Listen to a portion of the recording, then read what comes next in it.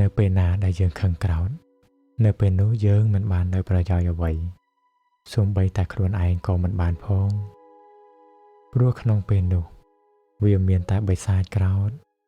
ដែលអាស្រ័យនឹងរូបកាយនេះប៉ុណ្ណោះហើយប្រើប្រាស់ដៃជើងពាក្យសម្ដីចិត្តគំនិតឲ្យប្រព្រឹត្តទៅជាឆ្គាំឆ្គងជារូបស្នងបិសាចនោះឯងចំណែកខ្លួនយើងត្រូវបិសាចលេបបាត់មិនបានប្រើប្រាស់កាយមិនបានប្រើប្រាស់វាចាទាំងមិនបានប្រើប្រាស់ចិត្តឲ្យប្រព្រឹត្តអ្វីជាប្រយោជន៍ដល់ខ្លួនឯងឡើយត្រូវយល់ថាខ្លួនយើងក្នុងសេចក្តីនេះគឺប្រយោជន៍ឬជាសតិសម្បញ្ញៈដែលឲ្យសម្រេចនៅប្រយោជន៍ទាំងពួង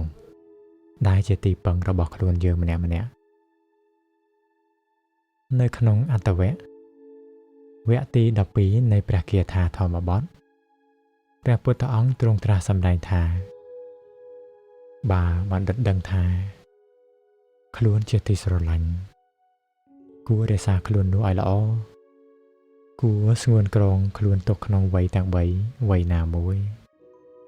ភាពជាអ្នកត្រួសសិលហួសហេតុគឺមានតែការត្រួសសិលតែមួយយ៉ាងគ្របសង្កត់នៅបុគ្គលណាដោយវត្តដែលរួមរឹតដើមឈើបុគ្គលនោះឈ្មោះថាធ្វើខ្លួនឲ្យវិនាសដូចជាចៅអ្នកប្រាថ្នាធ្វើបុគ្គលនោះឲ្យវិនាសដូច្នោះឯង